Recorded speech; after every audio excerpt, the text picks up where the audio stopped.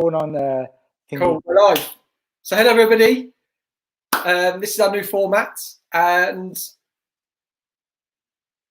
Ian is just sharing it onto his Facebook. So we're normally on Instagram Live.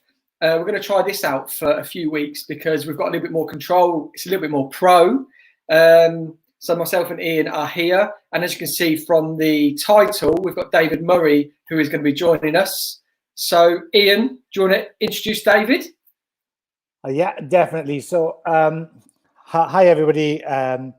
So this is a new format for us. I'm just really trying to share it on my Facebook, which I'll do in a minute. So as we can create a bit of a watch party.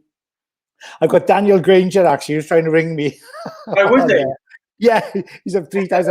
I've knocked him off about 3 times. So before we get into that, anyway, Dan's a really good pal. The guy we were bringing on tonight is David Murray. I've known David since about the end of 2010, beginning of 2011, when I first joined Joico. He's just an all-round talent, super nice guy. One of my favorite people. He's like Yoda in the Joico team. He knows everything and is willing to share it with everybody. A super successful hairdresser, a great family man, and terrific friend.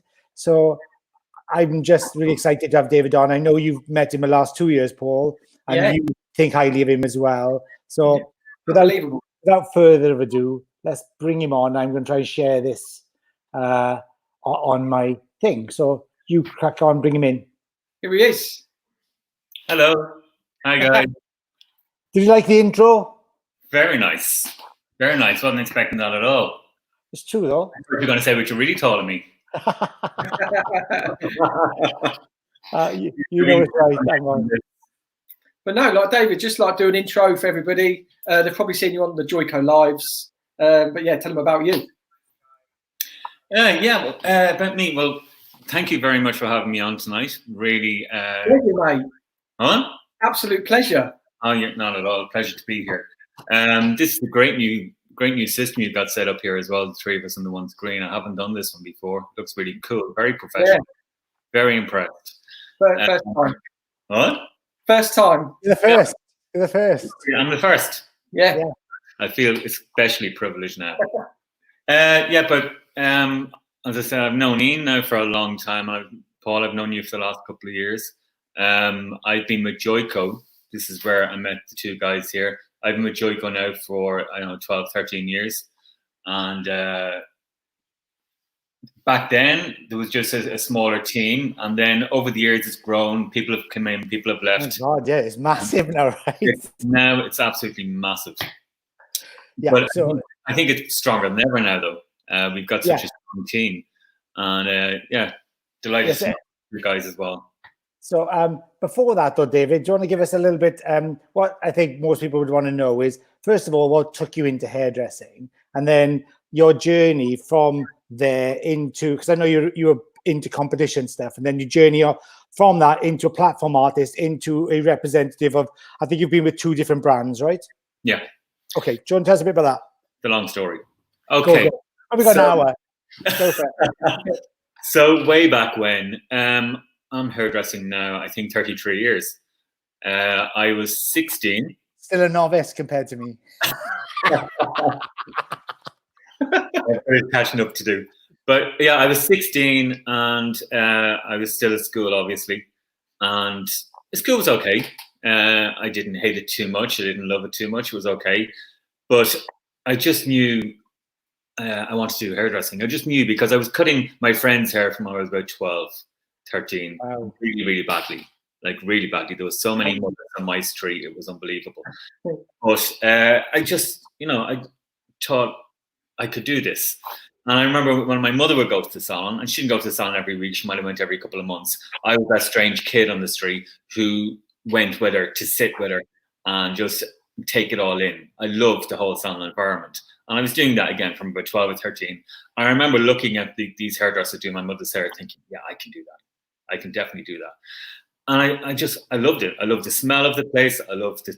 And this was a Seti Betty's. Like this was nothing, this was back in the 80s. It was a local salon. And it just yeah, it wasn't high end at all, but I loved the smell of the spray. I know I sound like a freak. What was the name? What was the name of the salon? Did they have like a curl up and dye or something? It's actually still open. But yeah, I just loved everything about it. So when I was 16, school holidays, and I just said to myself, I'm going to get a job for the summer. I have 1 year left. I had to go back to do 1 year in school, but I said I'm going to get a job for the summer. So I'm very persistent, and the local Peter Mark is a big chain of salons in Ireland. They've 70-something salons. At the time, they had 55 salons. And one had just opened in our town the year previous. And I just said, right, I'm going to hassle this manager in here every single week. So like clockwork, I set a day. I think it was Friday. I used to go in every Friday, 4 o'clock. Have you got a job? Have you got a job? Gives a job. Gives a job. Buy some of black stuff. Well, you know what? It works, because if a job comes up, who's the first person you're going to remember? You know, absolutely. They're going to remember the nuisance. So I was that nuisance. The persistent. The persistent one. Persistent nuisance, yeah. So about 2 weeks, I think it was middle of August, 2 weeks before I was due to go back to school, I got a job. So school came and I begged my parents to let me leave. Like, I was only in the job 2 weeks and I begged them to let me leave. So they said I could leave, take a year out, and if it didn't work, go back and do my final exams. So I never went back. You know, it worked out okay. Yeah, actually, so I was in there for 9 months, and actually the manageress came. She kept coming to me. I was very shy, actually, and we all know hairdressing, how social it is. And I wasn't speaking to the customers. I was a great worker. I was shampoo, everything right, but I wasn't very social. So she actually let me go. The bitch let me go. Seriously? She let me go, and I was devastated. But I got a job within a week in another salon in town, and this guy was just a freak. He used to make us. We had to wash the end papers. You know, the end papers for perm. We used to have to put them in a lettuce spinner. Yeah. And spin them till they were dry. Right. He's a total freak. Anyway, I was with him for a couple of months, and one day on lunch break, I met my own manager on the town, and she said, "Would you like to come back?" So I jumped at the chance. I was back about 2 weeks, and she called me, and she said to me, "David, you're going to have to lower your voice a little bit." I was so determined to keep that job. I was shouting. I really was. The opposite way. I swear to God, I wasn't going to lose this job again. So yeah, that really brought me out of my shell and taught me that this job is social. We need, you know, it's more than just getting your hair done. It's about interaction with people. And that's, you know, I love that. Absolutely love that about it. So I spent 10 years with Peter Mark. They were a great, great company. They still are a great company. But I just felt the training kind of let them down at that time. I'm sure it's improved now, but at that time, they really wanted to get you qualified very quick. So you were on the floor making money for them. Yeah, of course. So I was like considered qualified after about 2.5 years. I didn't consider myself qualified. I knew I was all right. I could do a haircut, I could do a blow dry, I could do a perm, could do your cap highlights. But I still never felt qualified.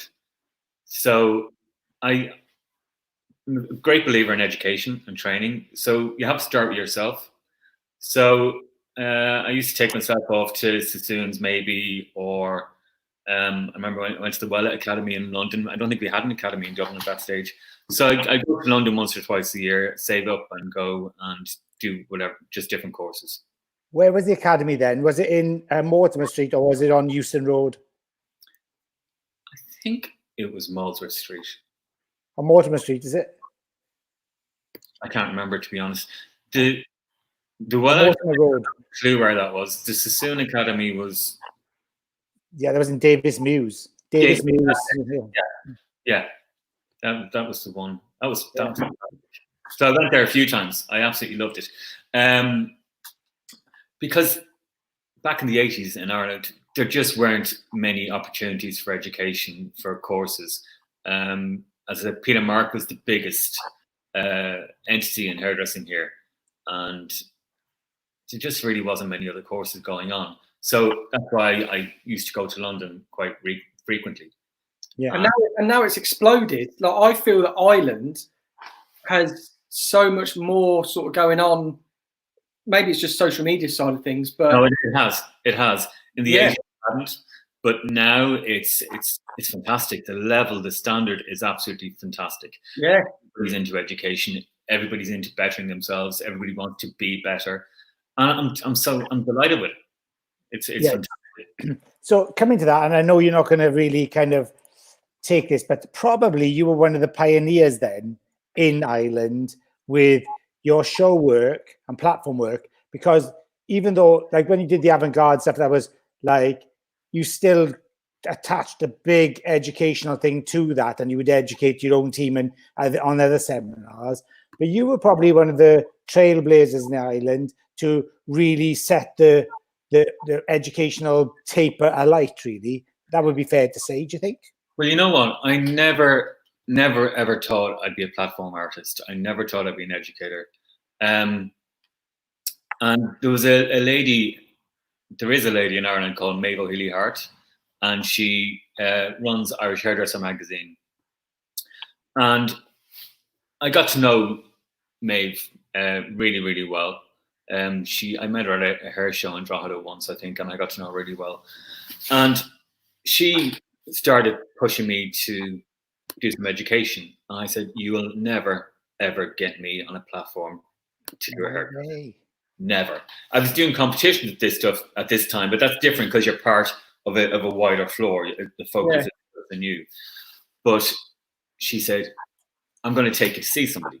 So she took me to see this guy who was awful. I mean, awful. I know you thought it was going to be somebody else was going to inspire me, but she said, if he can do it, imagine what you can do. I like her. I was very clever. I said, you know what? I'll give it a shot, because I was looking around the audience and some people were just amazed by him. I thought he was absolutely terrible. I don't think he is. Can I just say something? Yeah. Isn't that the same with social media now, though? Very true. Yeah. Like, it's the case of the Emperor's New Clothes, as we say. Yeah, there's definitely a case of the Emperor's New Clothes, and I think that everybody, because they have social media, think they can do it, or they want to do it. Yeah. And I know that, and I'm not being big-headed or anything, really, I'm not. But there's some things that I share with my team or whatever. They say, "Oh my God, that's amazing! It's amazing!"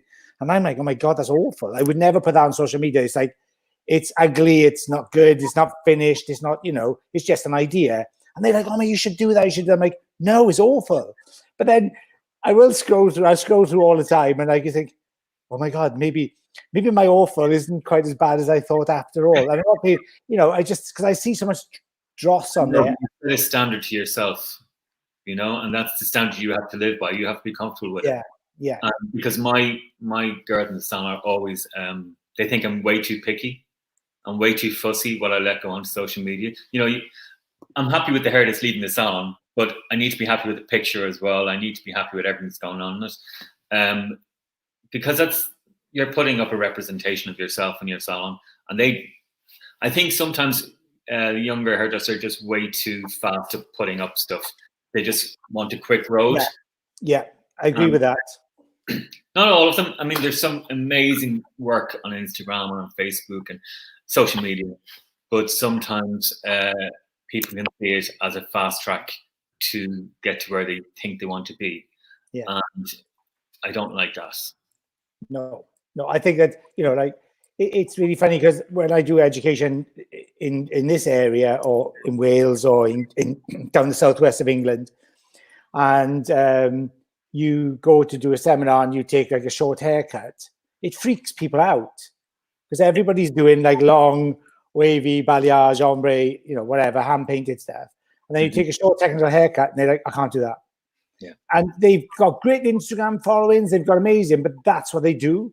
So I actually think that's becoming much more where, like, I'm probably old school where I can still color hair, I can still cut it, perm it, I can do pretty much anything I want with it. I can put it up. I could choose not to do those things, but I know I can do them and I can confident to them, you know. But some people just know I do that and that's all I do. Don't ask me to do anything outside of that. Yeah. So I don't get that. And I think you had the same thing, Paul, didn't you, with that when you said about, because everybody thinks Paul's a colorist, but actually you're more than that, Paul, aren't you? Thanks. Yeah, like yeah, I color, like style hair. And you cut really well. I cut really well. Yeah. Thanks. Well, I've been working on a haircut today. Actually, I'm going into the salon tomorrow to do it. It's like really, really graphic. It's really cool. So I'm going to be filming that tomorrow. But yeah, like I love cutting. But so many people just see me as a color. Not my clients. My clients know I cut their hair. But yeah, I'm just a colorist as what it comes across. But I don't know who it was. We had a live recently, and like hair cutters. It was all about the cutters on stage. Like cutters were. I want to go see him cut hair. And now Zoe was saying, wasn't she? Zoe was saying that. Zoe Carpenter. Yeah. And it's like being pulled a little bit like, oh, well, I want to go and see that colorist. I want to go and see what they're going to be blending together. I think these days, if you've got two artists on stage, one coloring, one cutting, people will go watch the colorist. That never used to happen, you know. No, it didn't. That was unheard of. There was no section really with coloring. It was just. I remember, you go to watch all the Sassoon shows, and you watch all of the artists cut in, and then, you know, I don't know, Annie Humphries was as good as she is, an amazing colorist, like a real, you know, the first and last word in color in the UK back in the day. And she'd come on stage and she'd talk a bit, and you were like thinking, yeah, come on, let's get the cutters back on stage, you know. Well, that was wasn't it? What's that? That's what Sassoon was all about, was the cut.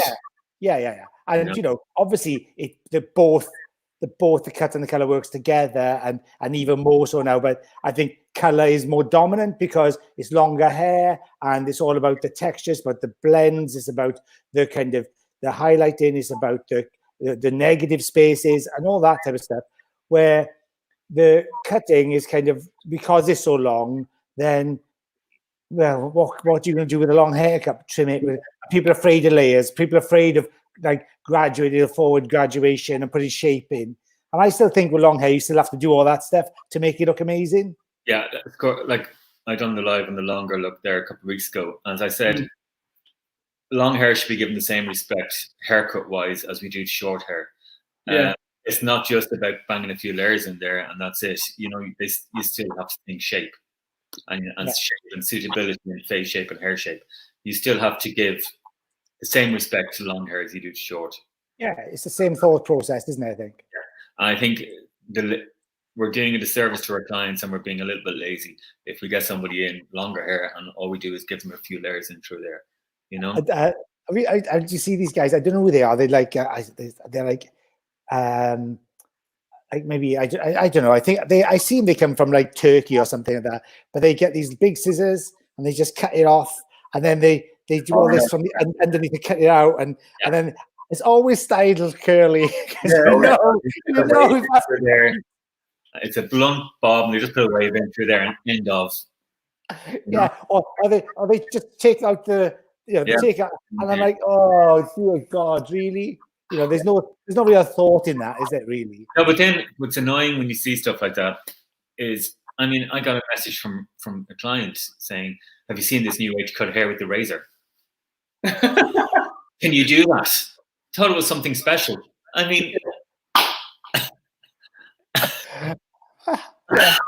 yeah, I think that you know, I can see it, and I can see it's visual, and I can see you get people's attention, and I can see why you would do it. I would never put a straight line in somebody's hair with a razor, and you know, maybe I would take a length off, but then I'd resection and recut the whole thing, you know. Yeah. But for some people, they do this, or they put a comb in and do this, and that's the whole haircut. Dear God, really? But do you think because? Like we've just been talking about how colouring has become so creative online. Yeah. Like people are just are used to people using scissors, and it's like, oh, they're pulling the section down. Whereas all these people who are using fire, they're using axes, swords, whatever. But hairdressers needed to find something which would reinvigorate.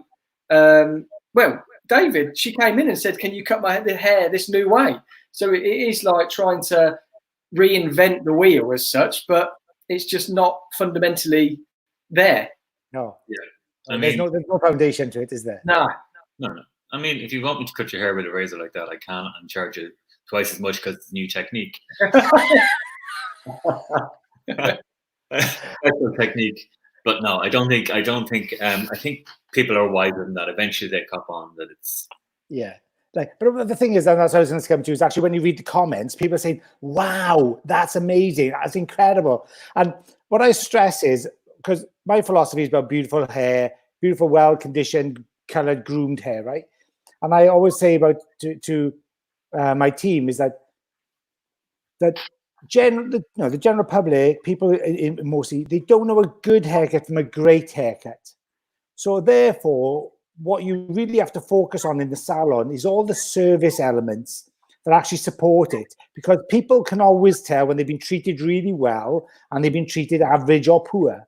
Mm-hmm. So I know, because I know some of the most successful hairdressers I've ever worked with are good hairdressers, but phenomenal at service and how they deliver the service, And I think there's two different things going on then from being, and I've had, sadly in Cardiff, one of the Sassoon salons closed, and I did work with some of the Sassoon's team, for a while, and they are phenomenal haircutters. They really are, like, just the way they work, precision, so considered, do everything. But actually, what I found the hardest thing was they didn't want to give any service. They didn't want to talk about blow dry. They didn't want to give a person experience or a lesson. And that was just the people I dealt with, really, but not the people that that kind of, I know it's not, I think I said the philosophy of Vida Sassoon then, but I think that's why the market in Cardiff wasn't there for that. People were just, so it died off a bit, So they have to create that an experience. So, Paul, go for it. Oh no, I'm just really interested in finding out a bit more about David's avant-garde work, and this is amazing. Yeah, like Irish Hairdresser of the Year 3 times. Yeah, well, Hall of Famer. Hall of Fame, yeah. Did you have a badge saying Hall of Famer? Because I'd wear it all the time. I got a big piece of bog oak. A beautiful sculpture, actually. I was thrilled with that. That was for, we have different awards in Ireland. So the Hairdresser of the Year is a live competition where you're on the floor competing with live models, and you're a judge, you have to do a haircut, you have to do color, you have to do avant-garde, you have to do upstyling. So you kind of cover all things, all bases. So won Hairdresser of the Year twice. The salon has won it twice also, so 4 times in total. And then the other one is the photographic awards from the Best of the Best awards. So I won that 3 times. Fantastic.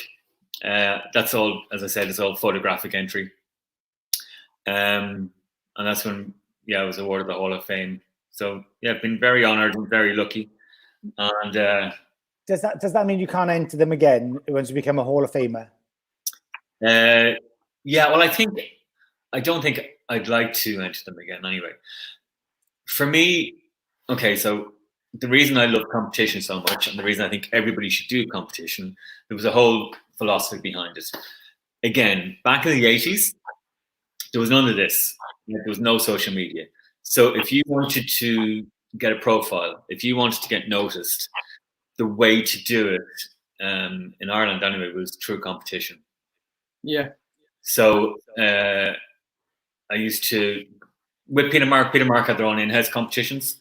So for the first 10 years, I was doing those. And my very first competition, I got in the top 10. And every year after that, I think I failed miserably. But I know it's cliche. I learned more from all the failures than I did from the first time getting in the top 10. I mean, I thought this is fantastic. This is easy. I'm brilliant. Yeah. But actually, I learned so much over the next course of the next few years. And then when I was in business on my own, suddenly I felt, you know, I'm alone here. There was 4 or 5 of us with staff in total, and I needed a profile, and so I joined the IHF, which is the Irish Hairdressing Federation. Yeah.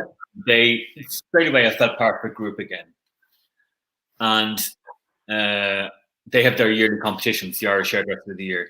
So I started doing that, and yeah, I started doing quite well with competitions, and it gave me the profile that I wanted. It got people to know me. Started working. I was working for Wella then for a while. And just, you need to put yourself out there, I think, to build your profile, because these opportunities, I'm always amazed what comes from them afterwards. And when you're asked, like I was asked to do something there a couple of weeks ago, it was take me right out of my comfort zone. It was more of a talk. I wasn't doing any models. I wasn't doing any hair. Oh yeah, I've seen it, yeah. And but I got so much from that afterwards. So I need a challenge, and I still need challenges today. But the opportunities that come from taking these challenges, sometimes you don't want to do the challenge, but you know, you need to put yourself out of your comfort zone. And yeah, that was my philosophy on hairdressing, on hair competitions, and I think it works. Also, I try to get my staff to go into competitions as well, because when you're entering competition, at the end of that, your work is going to be judged by your peers. So you want to make sure that your work is perfect. Yeah. So in order for that work to be perfect, you're going to practice, right? You're going to be looking on social media. You're going to be looking at Vogue. You're going to be looking at fashion shows. You're going to be getting ideas from everywhere. Okay, you're going to be probably collaborating with makeup artists and photographers. All of this stuff can only help to improve your salon work as well. Yeah, 100%. It can only help to improve it. So that's why I find competition so important, because you're striving for perfection, and that will only have a positive effect on your career.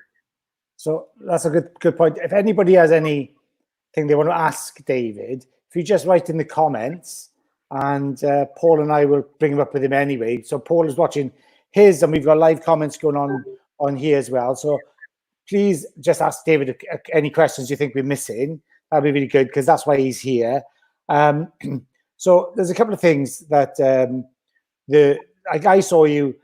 Yeah, I said I was going to say this, and I'm going to say it. I met you at the Alternative Hair Show in London, and you totally blanked me. I did not. I was like, it was like I had to go with you. Just came off stage, actually, so it was unfair. You were outside, and I was I just become one of the Joico team members. I was with Sid, Missy, and we went backstage. We went outside the building of the Albert Hall. You were coming outside. You were taxis waiting, and you were with Eilish, and you were with your team. Yeah. And I think you were all rushing to go, and they said, "Oh, this is when the new is Ian Davis. You're going to meet him soon." And you're like, "Yeah, all right." I thought, "Oh, all right, it's like that, is it?" I was the big I am after coming off stage.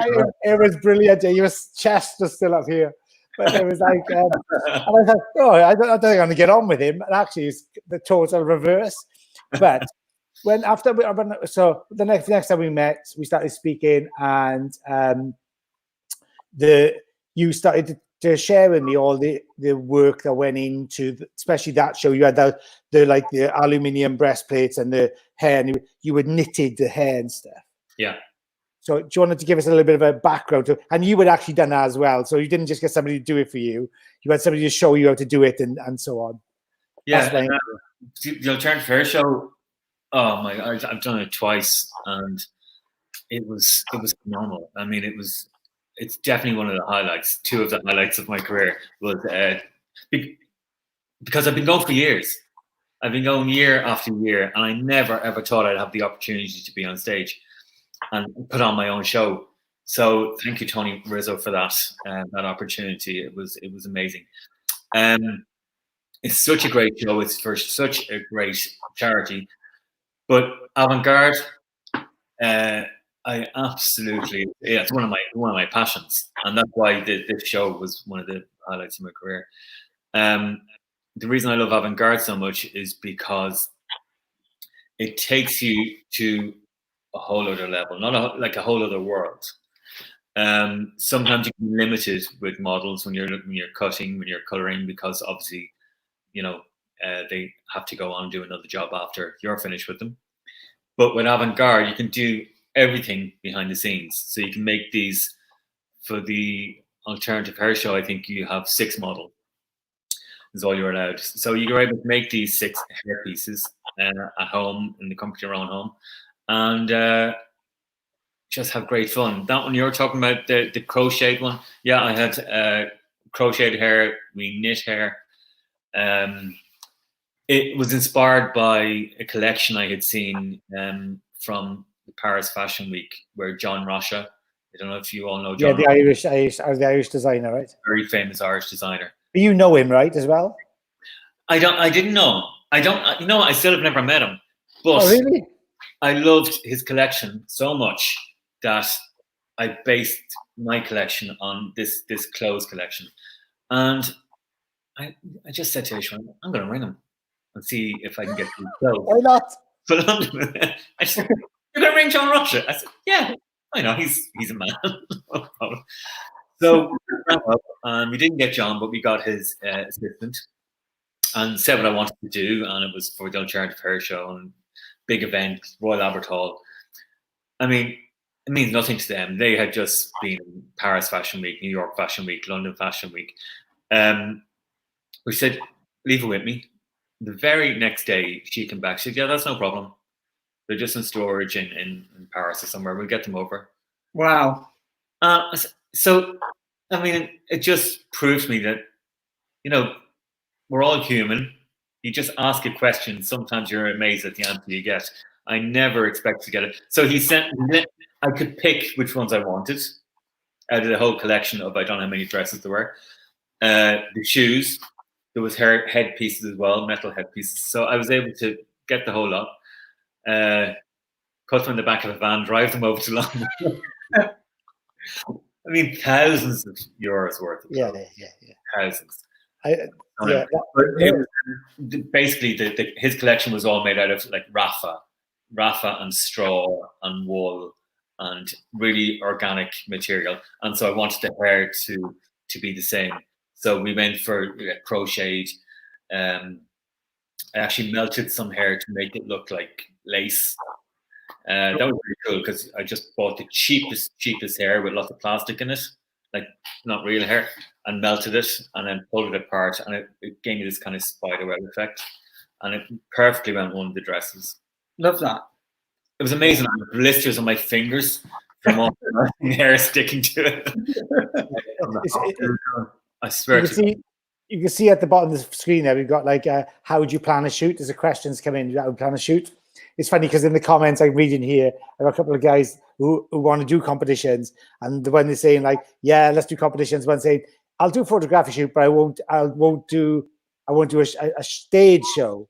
Yeah. And I think a photographic work is harder to do than a stage. A stage is a lot more, you get away, it's a lot more forgiving. I think photography is there's nowhere to hide, is there? Photography. Nowhere to hide. And well, there is with Photoshop now, but I Photoshop as well. But yeah, a stage show is so much fun. Yeah, it's the best fun ever. Yeah, there's nothing like it. Especially when you've got time for sleep before you go on, right?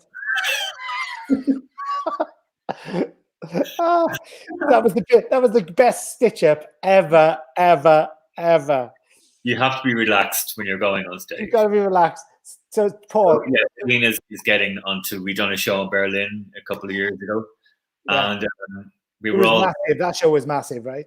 It was a massive show for Joico in Berlin, and about 2 o'clock. I was ready. My prep was done. We only had to do one model. Prep was done. You basically shampooed your hair and dried it. That was it. And then we didn't see you. I knew what I was doing. So I don't think we were going on until about 7 or 8 o'clock that night. No, we weren't. So I went to bed for a few hours. The thing is, though, right, why I was so angry, right? Because on the day, I was livid because I had this model with the hair down to down to the bottom of a rib cage, and I had those tiny pins. I had to do that figure 8 thing. Rick Rack.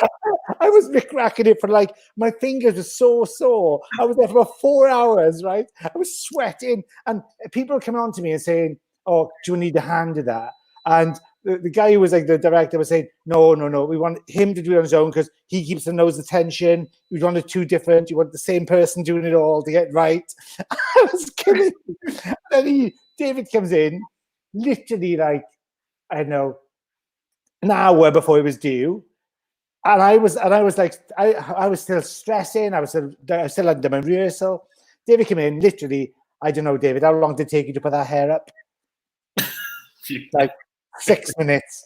And it looked incredible. And I just looked at him, and I said, "And where have you been?" Oh, he said, "There's nothing for me to do." So I went to sleep.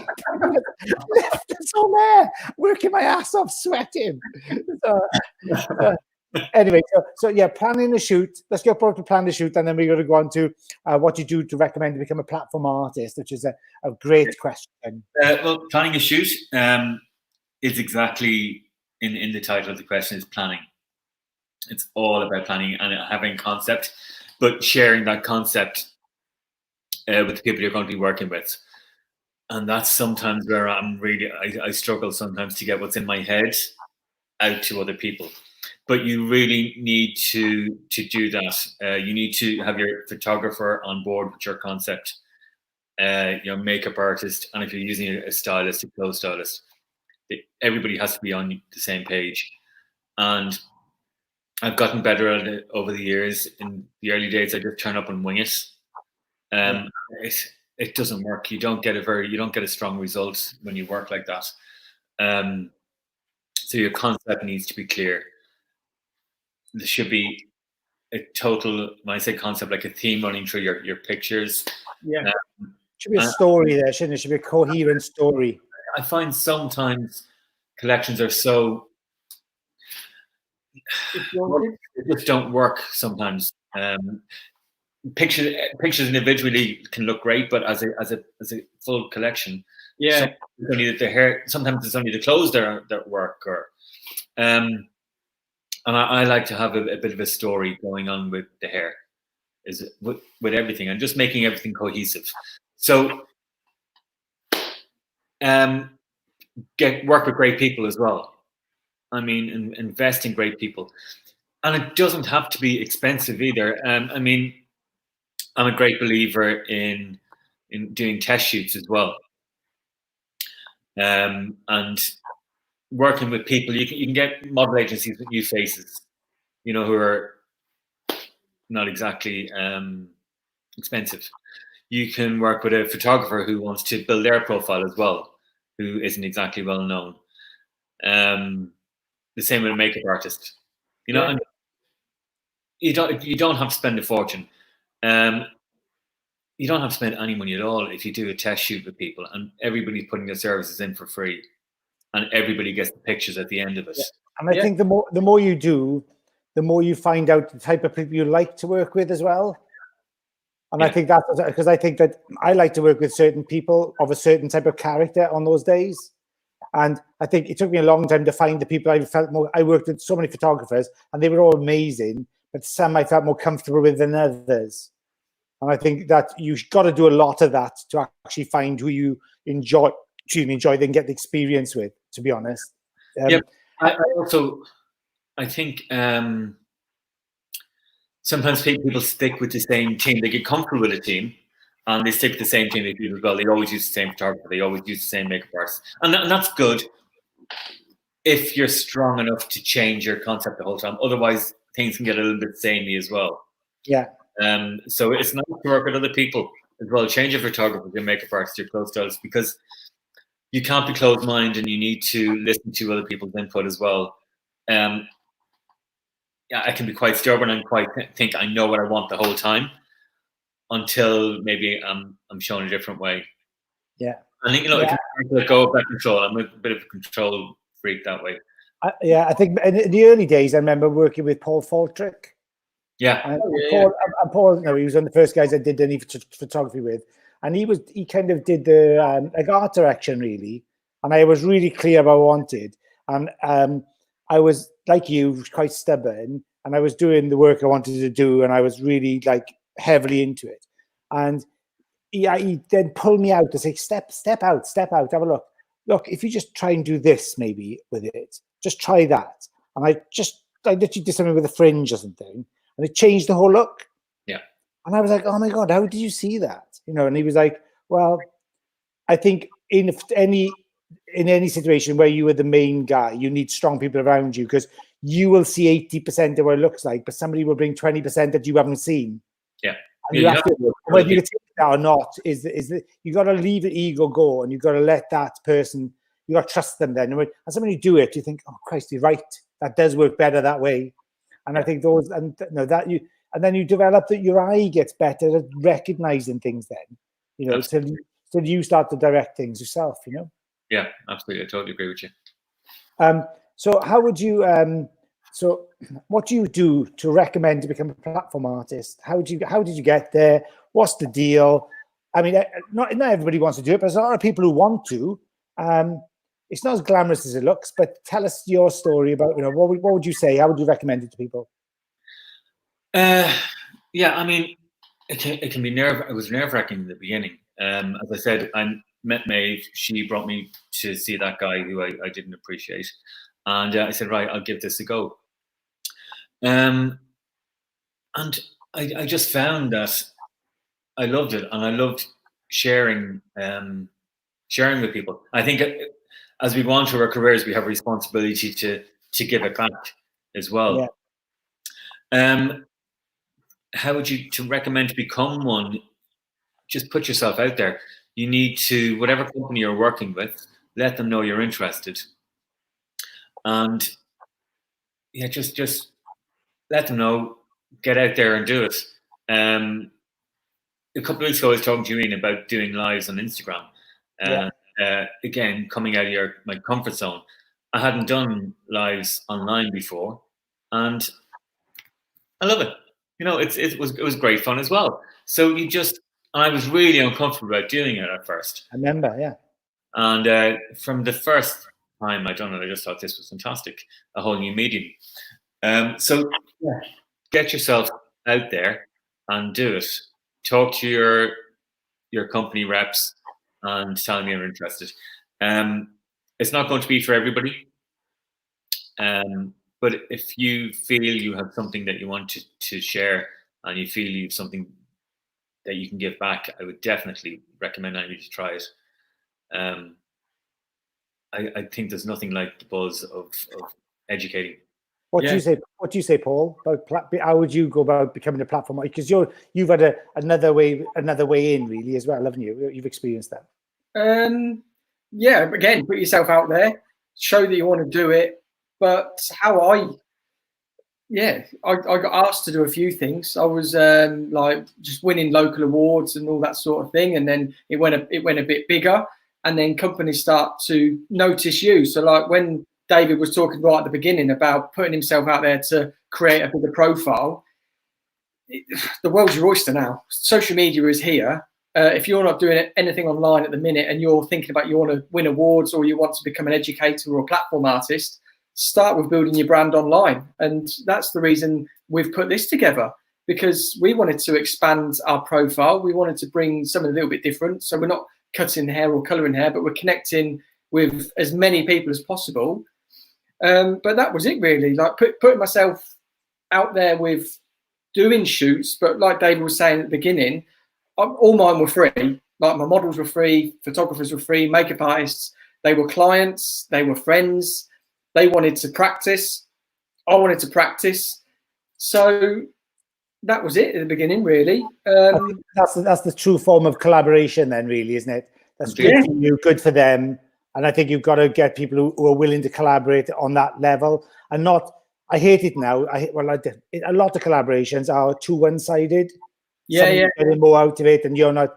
And I think we talked about this, David, about being a platform artist. About where do you get the point, because you want to do so well that some companies take advantage of hairdressers, especially, and they say, "Oh, well, there's no fee. You get a credit. You get a credit for it." And you'll say no, but somebody will say yes. 100%. Because you're at a different pathway in your career, and recognizing that's important. In the beginning, you will do stuff for free. Absolutely, yeah, 100%. I think you probably need to in the beginning, but usually it's the hairdresser is the only one that's doing stuff for free. That I don't agree with. If everybody's doing stuff for free, I have no problem with it. If it's just the hairdresser, that really pisses me off. Yeah. But I've done lots of stuff. I remember doing a 2-day shoot with a magazine here in Ireland, and I was promised a credit, but it was a major magazine, so I was delighted with it. And the magazine came out, and I was leafing through the pages and couldn't see the credit anywhere, and it was in the gutter. You know, when you press the part down the gutter, and I swore after that, well, I'd never work for that magazine again. Or any of the magazines, really, because they wouldn't pay their hairdresser, but yet they pay everybody else. Yeah. I do think you have to do stuff for free. This is what I say to all my team. To people who ask these questions, because this is a question we get asked literally every week. How would you become a platform artist? You've just got to do stuff for free to build your profile, and once you get to that level where people are asking you, I think that's the thing. As soon as people start asking you, then you can start looking at charging a fee for what you do. Yeah. But also, can I just say, there's absolutely no point in becoming a platform artist or an educator if you're not willing to share what you know. Yeah. There are, I won't say a lot of people, I'm sure they're in the minority of people who are educating or a platform artist, and they will only give 70-80%. I hate that. There's absolutely no point there. They are just there for themselves, up on that stage, pleasuring themselves. Because there is absolutely no point being a platform artist if that's your end goal, just to make yourself look bigger. You need, I don't get it. You need to give 100%. You need to give everything you know. That's your job. That's what you're going to be paid for. So if you want to be a good platform artist or a good educator, give everything.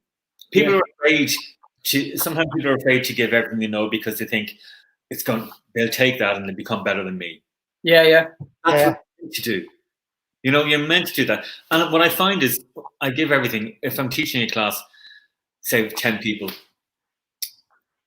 only a couple of those people will actually take what you're giving them and go with it. Most of them will for a week or two, and then it's human nature, we'll slip back into our old habits. But I mean, I'd love to see all 10 going and just, giving it the whole time. Yeah. But I think working with you, especially in Joico, like, when I joined, we still had like Ulf was part of the team, and like Ulf was. I only worked with Ulf for about 18 months, maybe 2 years, but he was so influential, the way he delivered and how he conducted himself. Yeah. There was no holds barred, was there? No. He just totally gave everything, and he didn't care what you did with it. He was giving it anyway. He didn't really mind. So I think then, that, because at that time, I think 10 years ago, maybe I still had quite a bit of an ego about it. I was I was more uncomfortable with myself, really. And then when I learned that you just give it away, actually, my own career, so had a second coming, if you like. It was like a new thing, and I've relaxed into it a lot more. And I'm probably, everybody thinks, oh, he's so confident and all that, but actually, David, that I often worry about the stupidest things. Like lots of artists, you just forget about, but you put on the veneer. But when you go onto stage or platform, you have to let go of that, because you have to let people through. You have to take the armor off, I think. Yeah. And like I said, otherwise, I love that. You end up pleasuring yourself on stage, and nobody connects to you. You just think you're awful. And you're just there for yourself to pick yourself up, and that's not what it's about. You know, I see through that very quickly. I think most people see through that very quickly. Yeah. And you will be a much better educator and platform artist, whatever you want to call it, if you give everything, you know, and be open to any question. And I'd like to think I'm like that. You are, definitely. There's no, you shouldn't think it. I can tell you that for certain. But, you know, I just think if that's the job you're in, if you're given any job, you need to do it 100%. And if that's the job you're in, you need to do the same. You need to treat it with the same respect as well. So who's been the most influential in your career so far then? You can leave me out, it's fine. You can leave me out. There's so many different people. I mean, I want 3 people who will really influence you, like you just couldn't have done what you've done without these people. God, there are so many.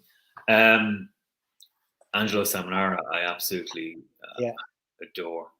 I think his creativity is endless, and what I love about him as well, everybody starts copying what he does. Right? Everybody starts, as soon as he takes something out, everybody starts doing or whatever it is. But he's already moved on to something else. Moved on. He's gone on. Yeah. He's gone on to do something else. Yeah. And you know, that's what I mean. He'll show people how he's created these amazing things because he's already moved on. And I think his creativity is a whole other level. Have you seen his Inspire board? Well, I don't think so, have I? For Davines. It's basically a stencil board. Yeah. And Chris Appleton, mm-hmm. He's just used it on Kim Kardashian's hair to create like a snake skin effect on a hair using like a root spray. Oh, I've seen them doing. Yeah, I've seen those boards. Yeah. Yeah, that's Angelo came up with that. It's called Inspire board. They're like £179, I think.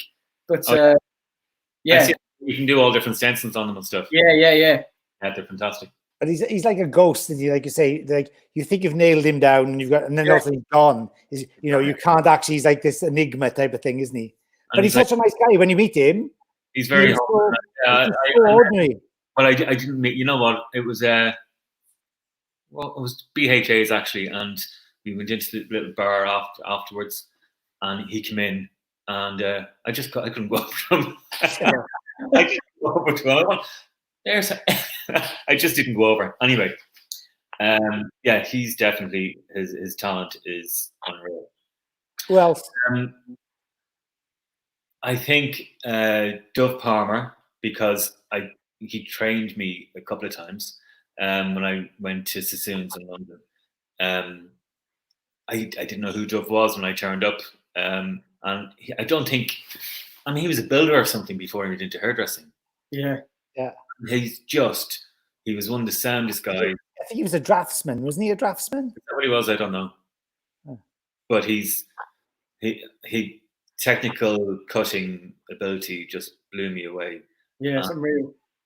Every time I went back, I made sure it was Dope who was on, who was teaching the course. I just thought he was fantastic. Let me think. There's so many people. Last one. I only have one more. One more. Okay. Trevor Sorby. Yeah, okay. The granddaddy of them all. Yeah. And he's got the eye, hasn't he? Like Angelo, he's like brought all of them through. Well, Angelo was one of his anyway, wasn't he? And Angelo's kind of like... What I love about him, he has an eye for talent. Yeah. Antoinette Beenders went through him. That's Eugene. Yeah. He was one of the ones I was going to say, but then I said I'd go for the man who not discovered him, but who brought him on. Yeah, I think Trevor Sorby was actually the first true educator. I think he just gave it all. He just gave it all every time, you know. Yeah, he's humble. He's fantastic. What he's done with My New Hair over the last 10 years or something. Yeah, back to the people with cancer. I mean, he's fantastic. He's an amazing empire. But incredible reputation, yeah. He's given so much to so many hairdressers, and as I said, brought them on and then let them fly, and I love that about him. Yeah, I'll do. There's a great question come up here, Paul. What go on? How can I gain more confidence? It's another one we get asked every week about gaining confidence. Again, it is just doing it, isn't it? Lewis Moore has just said Dove Palmer was a painter and decorator before he was. I told him or something. How can I gain more confidence? You need to. Not you getting more confidence, David. You don't need it. Good question. Knowledge is power, number one. So if you are confident in whatever area you want to be doing, whether you're talking about cutting, whether you're talking about coloring, whether you're talking about avant-garde, if you know your subject inside out, you will have the confidence to talk Absolutely, about it. Yeah. There is nothing worse than half knowing something and having to talk about it or having to do it, because you'll fail miserably and it'll knock your confidence way back. I mean, much younger, I had major problems with confidence doing certain things, and I think the best thing you can ever do is educate yourself in whatever you need to be an expert on, and you will become confident in it. Yeah, I think that's true. You got to, if you know your subject and you know exactly what you're talking about, then I think you will always be able to talk about it with authority. And once you talk with authority, then people get it, don't they? You know your shit and you'll be the shit. Yeah. Know your shit and you'll be. Yeah. There's difference between knowing your shit and knowing your shit. Yeah. So we've got a couple of minutes left. So yeah. So what's the next big haircut trend? Oh, the ED, the Jane. I mean, come on.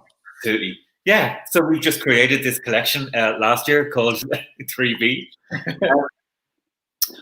Yeah, I think hair is, well, it's always evolving, it's always changing. But what I'm seeing at the moment, everything is much looser. I'm so over like boho waves, and I mean they're lovely. But I'm so over. They're lovely. Yeah. I really like loose, straighter looking hair at the moment, looser, textured, a bit more frayed. I'm over the kind of the blunt bobs as well. It's time to move on. It's been around for a long time. But what era do you think we're going to be taking inspiration from? What era? Yeah. I think maybe the 80s into 90s. Yeah, I was a teenager in the 80s. Yeah, I love the 80s. It was the worst hair ever, though. Hair was atrocious. I mean, if the cat came into the salon, we perm it. You know. I remember a client coming in one day and we had double doors going into the salon at Peter Mark, and I said, "So how much volume are you looking for?" Everybody's getting a perm, so I knew it was a perm. and she says, "See those double doors? I want them both open when I leave." That's right. That was the 80s hair. Yeah.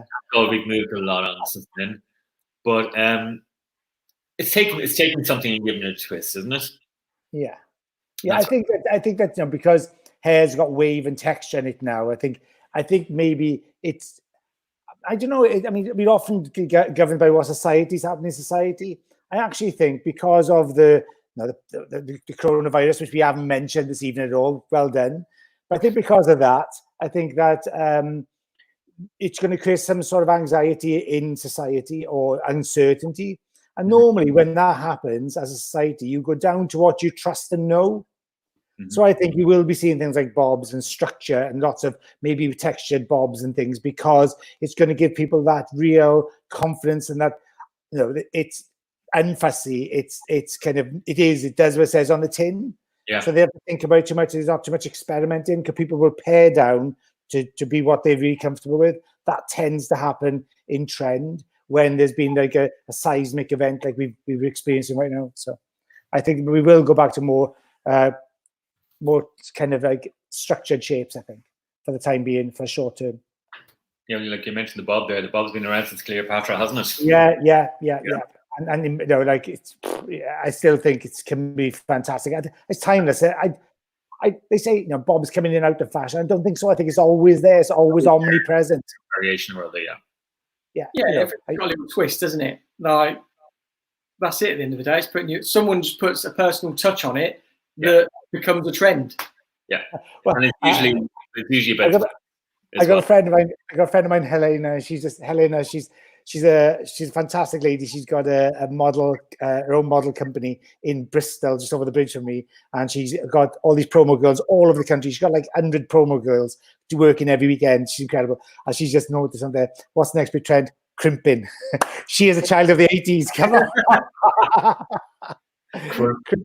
Crimping. Yeah. I love it. Yeah, great. So that's kind of, I think there's those type of things we've gone. But so David, we've nearly done an hour. So has anybody got any last minute questions for David before we go up there? I know that Lewis has said hi, by the way. Hi, Lewis. I see Melissa on there as well. Is Melissa one of your team? Yeah. She was asking, how good is your team? How good is your team, by the way? The best. The best man can get. Yeah. Do you have amazing staff? Of course I do, Melissa. The best. Everybody, Melissa, everybody but you, he said to me earlier, off air. So I don't think you've got any more. No, actually, Helena just said, I said she has like 100 girls. She's actually said she got 8,000 girls working around the country. Wow. My God. 8,000. I know where my next models are coming from. Boom, you know. So, Dave, that's like it's an hour. Paul, have you anything you want to wind that up with David? No, it's great. Like, obviously, we all work together, and I've worked heavily with David the past. Yeah. It's been noted. I've noticed. I was left out in the cold. I remember that bit. Yeah. But what I love, and what I said to Ricardo last week, was that obviously when we work together, we get to eat and drink and we chat. But this is what I love about this. It's just when we're working together, we don't really talk hair, if you know what I mean. Yeah. We're talking about the job. So it's good to hear about like your inspo and who inspires you and that sort of thing. That's true. I'm gonna have to say, Lisa has just messaged my fiance, and she said about the trend. Obviously, what's next is wedding hair trend, David.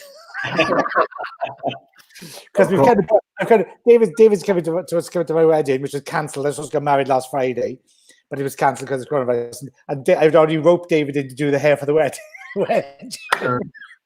said he's not really inviting me. Feck your wedding. I'm meant to be in Croatia. Yeah. That's crazy. So, listen, David, thanks again. Not at all. Yeah, it's always such a pleasure. It's like it's good because obviously we do this in the bar normally at the hotel.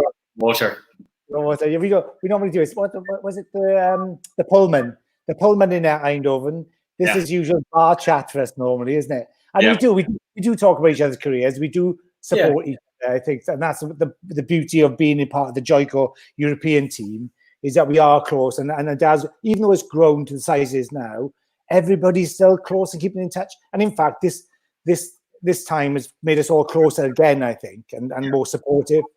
Yeah, a lot of the time we wouldn't see each other between meetings and stuff. So this is great, and it was a great platform tonight. Really like this. Yeah. Would you come on again, David, if we asked you? What? Would you come on again if we asked you? Anything left to talk about? Of course it would. Like we could do volume 2. It's like War and Peace. You know, we could call it hair and hair pieces. That's what we can call it. We'll have some wine the next time or something. Yeah, that'd be good. Loose Late, a bit. we could do after hours. We'll do an after hours when late at night. And every time we mention something, we'd have to take a shot. How's that? That sounds good, right? We follow up too. Paul laughing at that one. I'm serious, Paul. This is where we go. It's a new direction. Yeah. Yeah. Every time we mention something about Joyco or somebody says in the comments, we have to take a shot. A secret word, take a shot. All right. All right. Right. That's brilliant. So I don't think there's no last minute questions. So that's pretty. And I think this is going to be saved now, and it'll be on Paul's YouTube channel, and you'll find it on his Facebook channel, Facebook page, the Paul Watts Hairdressing. Yeah. At the ticker bar at the bottom gives all our Instagram. Give us a follow if you don't already follow us. Say hi. If you need any questions afterwards, just send us a DM or comment on the YouTube posts. 3V. Look at that. No, it's just said 3V. He's been on it. We will be doing it, Niall, in Ireland, in Dublin again. Obviously when we open back up, when Academy opens back up, there's going to be a mad rush to book all the courses between all the companies. Who knows? You might use the sub. You might use the substitute. What? Who knows? You might use the substitute. I've still got my tracksuit on. Waiting in the wings. I can't. Just let everybody who's watching, just let them know. I was actually a substitute for David, not for Paul, because Paul was doing the colour. But I was a substitute for David. Should they need extra hands? And I was never used. I was an unused substitute. Don't call you a substitute. That's not right. The 12th man. Anyway, we will be doing it back in Ireland. I just don't know when, now, but hopefully soon. Awesome. Good stuff. Bye, Paul. How are we going to sign out of this? So I just end broadcast. Yeah, and we've got another one coming on Friday. So we've got Denise on Friday. Denise Walsh on Friday. David. I'll be watching. The Ginger Ninja. She's coming on. to do some, but we're going to talk about business with Denise, because you know what she's like on a business now. She drills down on everything. She's fantastic. She's phenomenal, isn't she? She's got a wealth of knowledge in business, and and she is like so organized. Everything is organized. So she is going to be so much fun with her. Hopefully she can take the bants. Oh, she will. You know, she's a great girl, as you know. And yeah, you'll learn loads. People will learn loads from listening to Denise's I have no doubt. knowledge. And Thank then, you. Oh, sorry. Oh no, and then we'll get David back on as well. But we're going to release like a little roster, I suppose it is, of who's on, because what we're doing is we're doing European one week, then we're doing America the next week, European, America, and then we're going to delve into, I think we're going to get some of the Swedish team on, Italy, Norwegian, Belgium. So I know they're all European, but but we got some of the Americans. We've got 3 or 4 Americans lined up now as well, haven't we? Yeah, so Olivia Smalley is next Friday. Next Monday's Chad Demchuk, yeah. Cool. Then we've got Brandon coming on just after that. And Sevda, Danielle, Jill Berry. So we've got quite a few people lined up. We've been working hard, David, this time. Yeah. Yeah. And you've just been running, right? Okay. I've been running. Yeah, I'm going to be like Mo Farah again. I go back to work. The legs are ran off me. Awesome. Excellent. Thanks again, David. Always great to speak to you. See you soon. Cheers, brother.